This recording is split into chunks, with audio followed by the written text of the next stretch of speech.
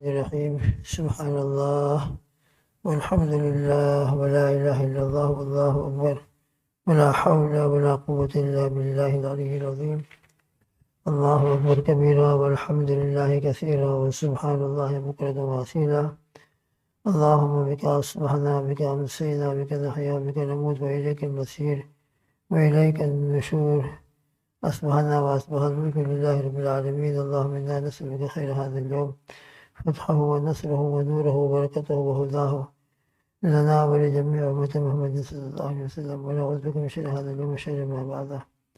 الحمد لله رب العالمين حدد خلقه ورضا نفسه وزنة عرشه ومداد كلماته. سبحان الله بحمده عدد خلقه ورضا نفسه وزنة عرشه ومداد كلماته. سبحان الله بحمده سبحان الله العظيم. نستغفر الله العظيم ونتوب إليه. نستغفر الله العظيم ونتوب إليه. نستغفر الله الذي لا إله إلا هو الحي القيوم ونتوب إليه. الحمد لله الذي تواضع كل شيء لعظمته. الحمد لله الذي ذل كل شيء لعزته. الحمد لله الذي خضع كل شيء لملكه. ونشهد أن لا إله إلا الله وحده لا شريك له إلها واحدا أحدا صمدا لم يتخذ صاحبة ولا ولدا ولم يكن له كفوا أحد. ونشهد أن سيدنا ونبينا ومولانا محمد عبده ورسوله صلوات الله وسلامه على سيد الأولين والآخرين إمام الأنبياء والمرسلين قائد الغر المهتدين سيدنا محمد وآله وأصحابه وأزواجه وأتباعه أجمعين وبارك وسلم تسليما كثيرا كثيرا كثيرا. أما بعد. اللهم صل على محمد وعلى آل محمد كما صليت على إبراهيم وعلى آل إبراهيم إنك حميد مجيد. اللهم بارك على محمد وعلى آل محمد كما باركت على إبراهيم وعلى آل إبراهيم إنك حميد مجيد. جزا الله عنا محمدا صلی اللہ علیہ وسلم وآلہ. بزرگان محترم، غزوہ بدر کا حال اور اس کا مذاکرہ چل رہا ہے. ہماری بات یہاں تک پہنچی تھی کہ حضور پاک صلی اللہ تعالی وسلم غزوہ بدر جہاں ہوا ہے وہاں تشریف لے گئے، مگر قریش اس سے پہلے پہنچ چکے تھے اور اچھی جگہ پر، پانی والی جگہ پر قبضہ انہوں نے کر لیا تھا. حضرات صحابہ جب وہاں پہنچے تو ریت ہی ریت، سانڈ ہی سانڈ، اور پانی ادھر نہیں تھا، مگر اللہ نے اپنی قدرت سے پانی برسایا، جس کی برکت سے پانی برسنے کی وجہ سے ریت جم گیا اور حضرات صحابہ نے چھوٹے چھوٹے حوض بنا لیے، پانی کے اسٹوک اللہ نے اس طریقے سے ان کے لیے کرا دیا. پھر نبی رحمت صلی اللہ تعالی وسلم نے جب کفار مکہ نے اس پانی سے کچھ لینا چاہا تو انکار نہیں فرمایا، اس پانی کو عام کر دیا خود کے لیے. حضرات صحابہ نے بھی اس کا استعمال فرمایا اور جو دشمن ہیں ان کے لیے بھی اس کے راستے کھول دیے. رات ہوئی. سیدنا علی رضی اللہ عنہ فرماتے ہیں کہ جو بدر کی رات ہے، بدر کی رات کون سی ہے جس کو ہم شب جمعہ کہتے ہیں، یہ 17 رمضان تھا اس وقت، اس زمانے میں، اور جمعہ کا دن تھا.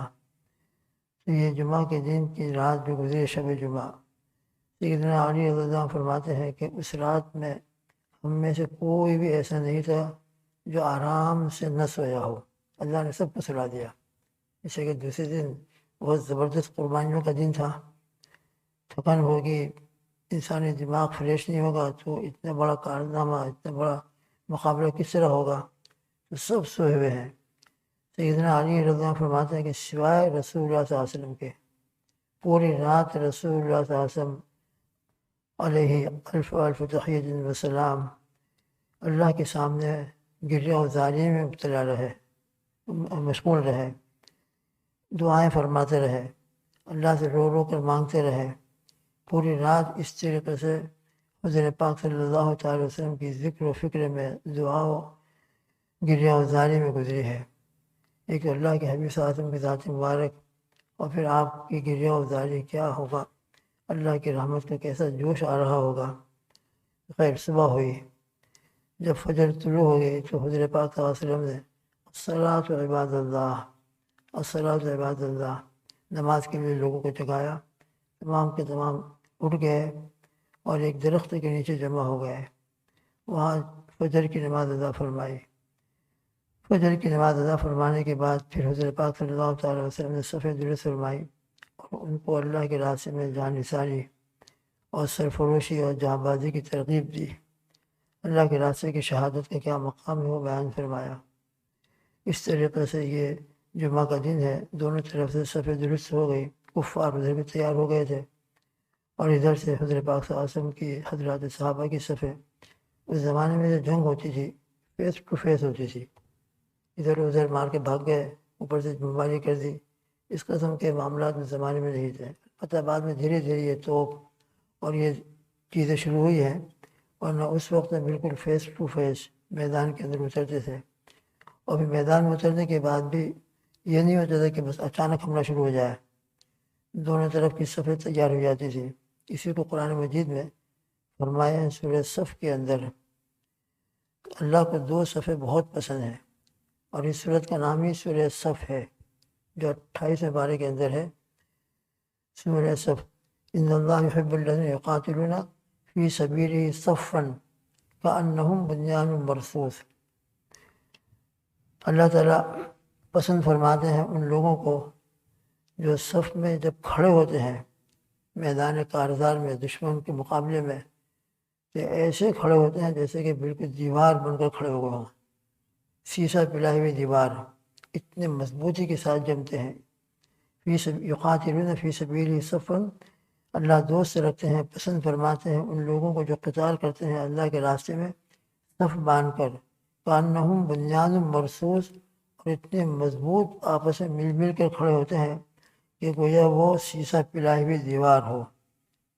اسے دو صفیں اللہ کو بہت پسند، ایک تو میدان کارزار میں اعلیٰ کلمۃ اللہ کے لیے، میدان کارزار یاد رکھیں ہم، یہ صرف دنیا کے اندر مار دھاڑ کا نام نہیں ہے کہ جایا جس کو چاہے مار دیا، جس کو چاہے اڑا دیا، نہیں، یہ تو اعلیٰ کلمۃ اللہ مقصد ہوتا ہے، جو اس کے لیے آڑ بنتے ہیں اللہ کا کلمہ دنیا میں پھیلے، اللہ کی عبادت دنیا کے اندر ہو، اس لیے کہ اصل خالق مالک وہی ہے اور اصل عبادت کے قابل وہی ذات ہے۔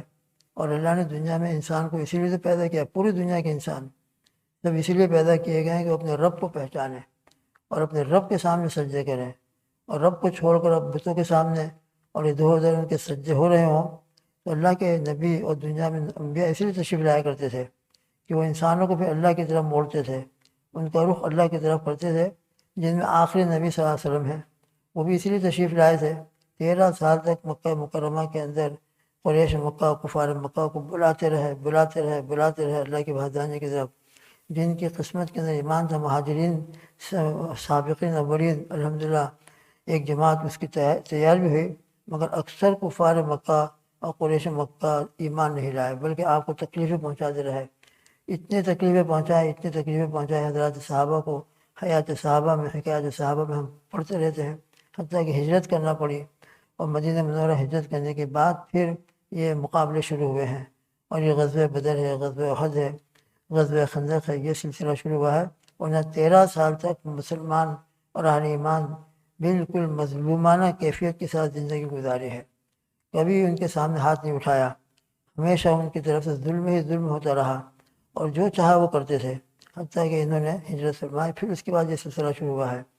تو یہاں آنے کے بعد البتہ مدینہ منورہ میں جب یہ پہنچے ہیں، پھر اس کے بعد یہ غزوات کا سلسلہ شروع ہوا ہے۔ تو اللہ تعالیٰ ایسے لوگوں کو پسند کرتے ہیں جو اللہ کے کلمے کو بلند کرنے کے لیے، کہ اللہ کا کلمہ بلند ہو، لوگ اللہ کو پہچانیں۔ اب جو اس میں آڑ بنتے ہیں، روڑے آتے ہیں، آپریشن اس وقت کیا جاتا ہے جب کہ وہ اچھا نہ ہو رہا ہو، تو فاسد مادہ نکال دیا جاتا ہے آپریشن کر کے۔ تو یہ قتال جو ہوتا ہے اللہ کے راستے کا، وہ بھی یہی فاسد مادہ کو ختم کرنے کے لیے ہوتا ہے، تاکہ فاسد مادہ دنیا سے ختم ہوگا تو وہ لوگ جو پیچھے ہیں اور سیدھے سادھے لوگ ہیں، اور یہ بڑے بڑے لوگ آڑ بنتے ہیں اللہ کے کلمے کو قبول کرنے کے لیے، تو یہ جب آڑ ختم ہو جائے گی تو اللہ کے جو دوسرے نیک بندے ہیں جن کے دلوں کے اندر اس قسم کی کجی و نہیں ہے، لیکن اپنے بڑوں کی وجہ سے وہ دبے رہتے ہیں، اور وہ جلدی ڈر کی وجہ سے یا خوف کی وجہ سے یا کسی وجہ سے بیچارے آتے نہیں، تو جب یہ بیچ میں سے روڑے ہٹ جاتے ہیں تو الحمدللہ ایک راستہ کھل جاتا ہے۔ تو یہ مقصد ہوتا ہے قتال کا، جہاد کا، اعلاء کلمۃ اللہ۔ اس لیے فرماتے ہیں کہ قتال کرتے ہیں اللہ کے راستے میں، ایسی صف بناتے ہیں گویا کہ سیسا پلائی دیوار سے، ایک صف تو وہ ہے، اور دوسری صف ہماری جماعت کی صف، اللہ کرے ہماری جماعت کی صف بھی جلدی سے جلدی سنت طریقے کے مطابق بننا شروع ہو جائے، کبھی سے ہم نیت کریں، پکی نیت کریں، بنیان مرصوص کی طرح سب میں کھڑا ہونا ہے، اس طریقے سے کھڑا ہونا ہے جس طرح کہ وال بنتی ہے اور وال کے اندر ایک بریک دوسرے بریک کے ساتھ کس طرح جوائنٹ رہتی ہے اور کندھے سے کندھا کیسا ملا ہوا ہوتا ہے۔ حقیقت میں سنت طریقہ صف بنانے کے یہی ہے، بیچ میں گیپ ہو اور ہم جہاں چاہے کھڑے ہو جائے، کھڑے آ کر دیکھے بھی نہیں کہ میرے بازو میں کون ہے، میرا کندھا اس کے کندھے سے ملا کہ نہیں ملا۔ یہ صف بنانے کے اصول کے بالکل خلاف ہے۔ ہمیشہ اللہ کرے جب یہ صف بندی کا صحیح طریقہ شروع ہو، ابھی سے ہم نیت کریں کہ جب ہم صف میں آ کر کھڑے ہوں تو اس طریقے سے کھڑا ہوں کہ میرا کندھا بازو والے کے کندھے سے مل گیا ہو، جب دوسرا آ رہا ہے تو وہ بھی سیدھا کھڑا ہو، بالکل بنیان مرصوص کی طرح، ایک بریک دوسری بریک کے ساتھ۔ اور بریک آپ نے دیکھا ہوگا وال کے اندر ایک لائن میں ہوتی ہے، آگے پیچھے نہیں ہوتی، تو بالکل جیسے وال ہوتی ہے، بنیان مرصوص ہوتا ہے، بنیان مرصوص بلڈنگ کی جو وال ہوتی ہے، اس طریقے کی صفیں بننا چاہیے۔ تو میدان کارزار کے اندر بھی یہ صف جو اللہ کو بے انتہا پسند ہے، اللہ کے سامنے عبادت کے لیے نمازوں کے اندر جو صف بنتی ہے یہ بھی اللہ کو بے حد پسند ہے، بے حد پسند ہے اللہ تعالیٰ کو۔ اور یہ صف بنانا ملائکہ کی صفت ہے، ملائکہ اللہ سبحانہ وتعالیٰ کے سامنے عبادت کے لیے کھڑے ہوتے ہیں تو وہ بھی صف بنا کر کھڑے ہوتے ہیں۔ تو ہمیشہ آئندہ کے لیے جب ہماری صف بننے کا صف بنانے کا اللہ کرے جلدی سے طریقہ شروع ہو جائے تو ایک دوسرے کے ساتھ مل کر کھڑے ہوں، جتنا مل کر کھڑے ہوں گے دل ملائیں گے اللہ تعالیٰ، اور جتنا ہم جدا اور گیپ کر کے کھڑے ہوں گے شیطان بیچ میں آئے گا، دلوں میں توڑ پیدا کرے گا۔ ایک صف میں کھڑے ہیں مگر دل جڑے نہیں ہے، اس کی ایک ظاہری وجہ یہ ہے کہ ہماری صفیں درست نہیں ہے، ہماری صفوں کے اندر گیپ ہے، صفیں ٹیڑھی ہیں لہٰذا دل بھی ٹیڑھے ہو رہے ہیں، صفوں کے اندر گیپ ہے اس لیے دل کے اندر بھی جوڑ کے وجہ توڑ پیدا ہو رہا ہے۔ اللہ ہم کو صحیح سنت طریقے کے مطابق جلدی سے جلدی نمازیں اور نمازوں کے اندر صفیں نصیب فرما دیں۔ تو خیر دونوں طرف سے صف بندی ہو گئی۔ اس زمانے کا بھی طریقہ یہ تھا کہ صف بندی ہو جانے کے بعد بھی اچانک شروع نہیں ہوتی تھی، بلکہ پہلے ادھر کا ایک آدمی، ادھر کے ایک آدمی، دو یا ادھر کے 2-3 آدمی، ادھر کے 2-3 آدمی نکلتے تھے اور پہلے ان کے درمیان مقابلہ ہوتا تھا۔ چنانچہ کفار اور قریش مکہ کی طرف سے 3 میدان میں آئے، عتبہ، شیبہ، یہ دونوں بھائی تھے، اور تیسرا ولید، یہ عتبہ کا بیٹا ہے، یہ تینوں آئے، اور آنے کے بعد مقابلے کے لیے مسلمانوں کو للکارا کہ ہے کوئی ہمارے مقابل میں آنے والا جو ہمارے مقابل میں آئے اور ہم سے مقابلہ کرے۔ مسلمانوں کی صف میں سے اہل ایمان صحابہ کی صف میں سے 3 صحابہ نکلے، حضرت عوف، معوذ اور عبداللہ بن رواحہ رضی اللہ تعالیٰ عنہ، یہ تینوں انصار مدینہ ہیں، یہ میدان میں اترے۔ عتبہ نے پوچھا کون ہو تم لوگ؟ تو انہوں نے کہا رہتم من الانصار، یعنی انصار مدینہ کی جماعت ہے، ہم تینوں انصار مدینہ میں سے ہیں جو مدینہ منورہ کے باشندے ہیں۔ تو عتبہ نے کہا نہیں، ما لنا بکم من حاجت، ہم کو تم سے کوئی لینا دینا نہیں، ہم تو اپنے مقابل کے چاہتے ہیں۔ اور زور سے پکار کر یوں کہا یا محمد اخرج الینا اکفاءنا من قومنا، یا محمد صلی اللہ علیہ وسلم ہمارے قوم کے جو ہمارے جوڑ کے ہوں ایسے لوگوں کو ہمارے مقابل میں بھیجیے، ہم ان کے ساتھ لڑنا نہیں چاہتے۔ مطلب یہ تھا کہ یہ ہمارے مقابل میں آ نہیں سکتے، ان کو ذرا نیچی نظر سے دیکھ رہے تھے، لہٰذا ہمارے قوم کے ہوں جو مکہ مکرمہ سے ہجرت کر کے مدینہ منورہ پہنچے ہوئے ہیں وہ ہمارے سامنے آئیں تو ہم ان کا مقابلہ کریں گے۔ چنانچہ حضرت پاک صلی اللہ تعالیٰ علیہ وسلم نے ان حضرات صحابہ کو جو انصار مدینہ سے تھے، جو نکلے تھے میدان میں اترے تھے، ان کو بلا لیا، اور بلا کر پھر 3 قریش مکہ جو مہاجرین سابقین اولین میں سے ان کا نام لیے۔ پہلا نام حضرت علی رضی اللہ تعالیٰ عنہ جو حضرت پاک صلی اللہ علیہ وسلم کے داماد بھی ہیں، حضرت فاطمہ الزہرا رضی اللہ تعالیٰ عنہ کے زوج محترم اور حضرت پاک صلی اللہ علیہ وسلم کے چچا کے بیٹے۔ دوسرے حضرت حمزہ جو حضرت پاک صلی اللہ علیہ وسلم کے چچا ہیں، اور عبیدہ بن حارث بھی آپ صلی اللہ علیہ وسلم کے خاندان کے بالکل قریب کے ہیں۔ ان تینوں کے نام لیے اور نام بنام لے کر فرمایا کہ اترو۔ چنانچہ یہ تینوں تشریف لے گئے، چہرے پر نقاب پڑا ہوا تھا۔ پھر انہوں نے پوچھا عتبہ نے کون ہو تم لوگ؟ تو انہوں نے اپنے اپنے نام بتائے، حضرت علی نے، حضرت حمزہ نے، حضرت عبیدہ بن حارث رضی اللہ تعالیٰ عنہ نے۔ تو ان تینوں کا نام سن کر ادھر کفار مکہ جو عتبہ، شیبہ، ولید سے، انہوں نے کہا نعم اکفاء کرام، ہاں اب ہمارے مقابل کے لوگ آئے ہیں جن سے ہم مقابلہ کر سکتے ہیں۔ چنانچہ مقابلہ شروع ہوا۔ حضرت علی رضی اللہ تعالیٰ کے مقابلے میں ولید آیا، اور حضرت عبیدہ کے مقابلے میں عتبہ، اور حضرت حمزہ رضی اللہ عنہ کے مقابلے میں شیبہ، تو عتبہ عبیدہ کے مقابلے میں ہے، اور حمزہ کے مقابلے میں شیبہ ہے، اور حضرت علی کے مقابلے میں ولید ہے۔ تین کا ایک ایک کا مقابلہ ایک ایک سے ہوا۔ ان میں سے حضرت حمزہ رضی اللہ تعالیٰ عنہ اور حضرت علی رضی اللہ تعالیٰ عنہ، انہوں نے ایک ایک بار ہی کے اندر اپنے مقابل کو ختم کر دیا الحمدللہ۔ ادھر شیبہ ختم ہو گیا، حضرت علی کے مقابلے میں ولید وہ ختم ہو گیا۔ البتہ عبیدہ بن حارث رضی اللہ تعالیٰ عنہ اور عتبہ، ان کا مقابلہ ذرا سخت ہوا۔ عبیدہ بھی مقابلے میں تھے، مگر عتبہ بھی ذرا زوردار مقابلہ کر رہا تھا۔ عتبہ نے ایسا وار کیا کہ حضرت عبیدہ بن حارث رضی اللہ عنہ کے پیر پر لگا، زخمی ہوئے۔ یہ دونوں کے دونوں حضرت حمزہ رضی اللہ تعالیٰ عنہ اور حضرت علی رضی اللہ تعالیٰ عنہ تو اپنے مقابل کو ختم کر چکے تھے۔ ان دونوں سے فارغ ہو کر یہ حضرت عبیدہ کی مدد کے لیے پہنچ گئے۔ حضرت عبیدہ رضی اللہ عنہ کا پیر کٹ گیا تھا، زخمی، البتہ عتبہ کو بھی ختم کر دیا جب یہ دونوں پہنچے۔ اسے تینوں کفار مکہ، عتبہ، شیبہ، ولید، تینوں کے دونوں ختم ہو چکے تھے۔ البتہ عبیدہ سخت زخمی ہوئے۔ حضرت علی رضی اللہ تعالیٰ عنہ اور حضرت حمزہ رضی اللہ تعالیٰ عنہ یہ حضرت عبیدہ بن حارث رضی اللہ تعالیٰ عنہ کو اٹھا کر لائے اور نبی کریم صلی اللہ علیہ وسلم کے قریب لا کر ڈال دیا۔ عبیدہ بن حارث رضی اللہ عنہ کے پیروں سے زبردست خون جاری تھا، پنڈلی کی ہڈی بالکل ٹوٹ چکی تھی۔ عبیدہ نے دریافت کیا، یا رسول اللہ صلی اللہ علیہ وسلم، کیا میں شہید ہوں اگر میرا اس میں انتقال ہو جائے؟ تو فرمایا کہ بالکل، اللہ کے راستے کی جان نثاری اور اللہ کے راستے کی شہادت۔ اس پر عبیدہ نے کہا، کاش اگر ابو طالب زندہ ہوتے تو یقین کرتے کہ ان کے اس شعر کے ہم مصداق ہیں۔ حضرت نبی کریم صلی اللہ علیہ وسلم کے چچا ابو طالب کو کچھ اشعار کہے تھے، تو فرمایا کہ ان اشعار کا میں مصداق ہوئے، تو وہ اشعار بڑے ہیں ذرا۔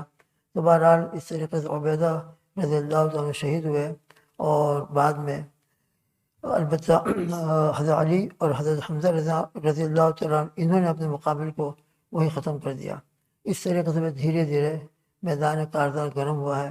اس کے بعد پھر کیا حالات ہیں انشاءاللہ بعد میں مذاکرہ ہوگا۔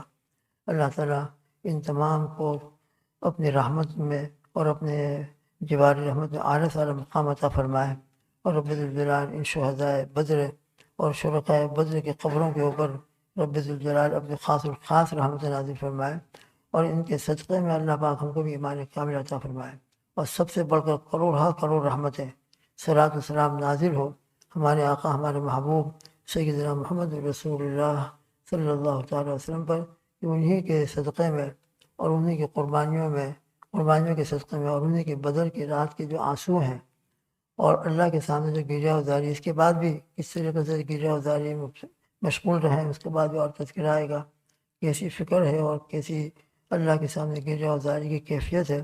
اللہ کروڑ رحمت نازل فرمائے حضور پاک صلی اللہ علیہ وسلم پر، اور اللہ ان آنسوؤں کے صدقے میں ہم کو بھی اس کی لاج رکھنے کی توفیق عطا فرمائے، کہ ہم اس کی لاج رکھتے ہوئے سنت کو اختیار کریں، دین کو اختیار کریں، اور کامل دین کو اپنی زندگی میں لانے کی کوشش کریں، اور پھر وہی غم اور وہی درد ہے، دین کے جتنے شعبے ہیں ان تمام شعبوں کو زندہ کریں، چاہے وہ دعوت و تبلیغ کی لائن کا شعبہ ہو، درس و تدریس قرآن پاک کی تعلیم کا شعبہ ہو، درس حدیث کا شعبہ ہو، یا پھر تصنیف و تعلیم کا، اسلام کے جتنے بھی شعبے ہیں یہ سب کار نبوت ہیں، سب کار نبوت۔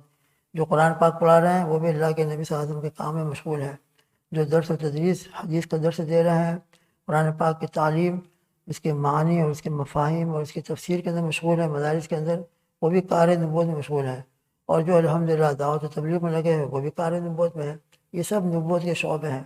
یہ صرف اللہ کے نبی صلی اللہ علیہ وسلم کی ذات مقدس تھی کہ تنہا ان تمام شعبوں کو تنہا لے کر چل رہے تھے۔ یقیناً آپ سے بڑھ کر دنیا میں کون ہوگا؟ بعد میں پھر یہ جامعیت ہر کسی کے اندر نہیں آ سکی، یہ شعبے تقسیم ہوئے ہیں، اور پھر مختلف لوگ مختلف طریقے سے دین کے کام میں مشغول ہوئے ہیں، مگر یہ سب کے سب کار نبوت ہیں، اور ان سب کی مجموعی محنت سے دین دنیا میں زندہ ہے، دین دنیا کے اندر چل رہا ہے۔ مسائل والے مسائل بدلا رہے ہیں، دعوت والے دعوت کا کام کر رہے ہیں، تفسیر والے تفسیر کا کام کر رہے ہیں، اور ان تمام کی مجموعی محنت سے الحمدللہ پورا دین پوری دنیا میں زندہ ہے۔ اس لیے تمام کے تمام ایک دوسرے کے معین مددگار ہیں، ایک دوسرے کے ساتھ مل کر الحمدللہ دین کو زندہ کرنے کی کوشش میں لگے ہوئے ہیں۔ دعا کریں اللہ سب کو الحمدللہ کامیابی نصیب فرمائے، تمام شعبوں کو سرسبزی شادابی عطا فرمائے، اور تمام شعبوں کے اندر مخلصین پیدا فرمائے، اور ان کی اخلاص والی محنت کی برکت سے دین دنیا میں زندہ رہے، اور ہم بھی اللہ پاک کسی نہ کسی شعبے کے اندر فٹ ہو جائیں، اخلاص کے ساتھ اللہ ہم کو بھی فٹ کر دیں، اور ایک دوسرے کو محبت کی نظر سے دیکھ کر اپنا رفیق بنا کر ہم ایک دوسرے کے ساتھ معین و معاون بن کر کام کرنے والے ہو جائیں۔ اللہ تعالیٰ کہنے سننے سے زیادہ ہم سب کو دین کا حامی بنائے، سنتوں کو پھیلانے والا بنائے، اور دین کی دعوت کو لے کر دنیا میں چلنے والا بنائے، اور اس چلت پھرت کی برکت سے، مدارس کی برکت سے پوری دنیا کے اندر اللہ تعالیٰ دین کو زندہ اور قائم رکھے، اور سبب کے طور پر ہم سب کو قبول فرمائے، ہماری نسلوں کو قبول فرما لے۔ اللہم آمین۔ سبحان اللہ بحمدہ، سبحانک اللہم وبحمدک، ونشہد ان لا الہ الا انت، نستغفرک ونتوب الیک، وصلی اللہ تعالی علی خیر خلقہ محمد وعلی آلہ واصحابہ وازواجہ واتباعہ اجمعین۔ سبحان ربک رب العزۃ عما یصفون، وسلام علی المرسلین، والحمد للہ رب العالمین، برحمتک یا ارحم الراحمین۔